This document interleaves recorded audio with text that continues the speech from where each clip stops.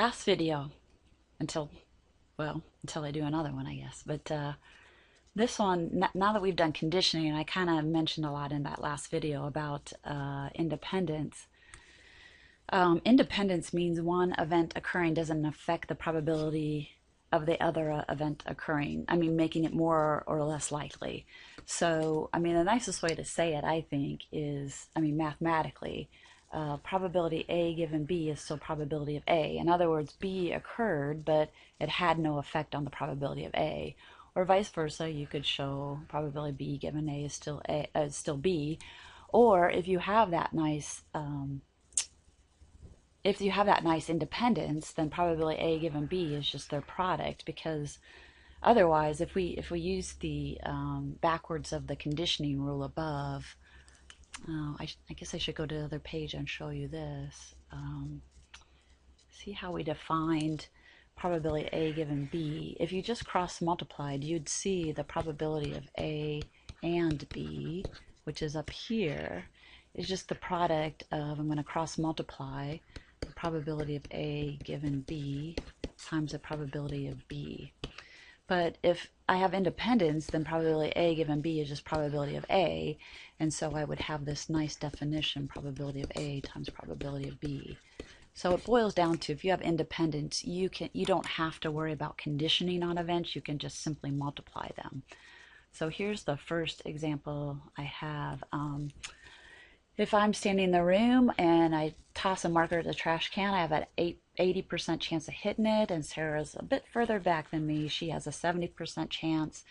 If we both throw a marker, I'm assuming our throws are independent, unless maybe one of us makes us a little bit more cautious. I don't know. Maybe it's going to throw the other off their game. But in general, I would say our throws of hitting the trash can are independent. If I make it, it's not more likely or less likely. Maybe she'll make it. Unless she was watching, maybe there's a pattern I had.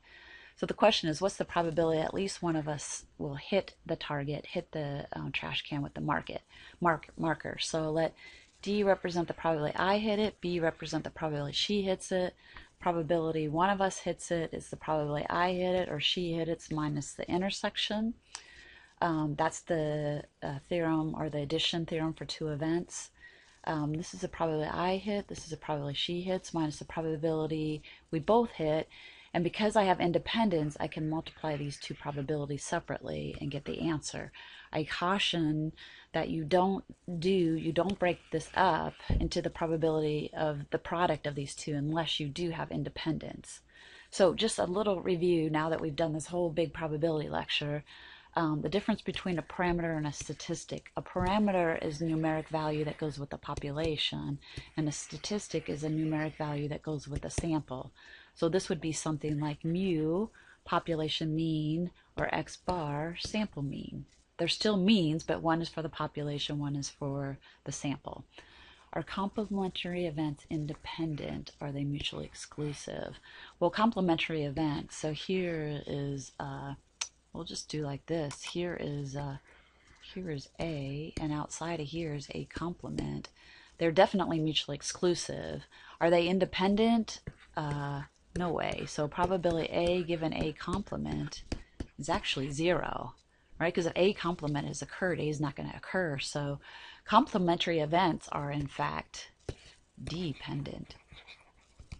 Because if one occurs, I know the other one's not going to occur, which tells you a lot about the probability. It's definitely changing then. Let's see, two types of defects are observed on circuit boards. 6% are solder defects, 3% are surface finish. The defects are independent of each other.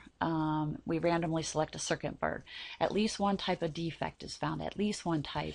That means the probability of a solder defect plus the probability of a surface finish defect minus the probability of both, and I can multiply simply because I have independence. So there's that one. Both defects are found. Nicely, I can just multiply because I have independence. So this is the probability that surface finish and solder defects are found, and I can just multiply. The board is free of defects, so that's the probability. It's free means this is at least one defect is found, so I could just take the complement of that. So the board is free means 1 minus that it has at least one. So whatever I found in part A, I would subtract from 1. Okay. If a surface finish defect is found, what are the chances of also finding a solder?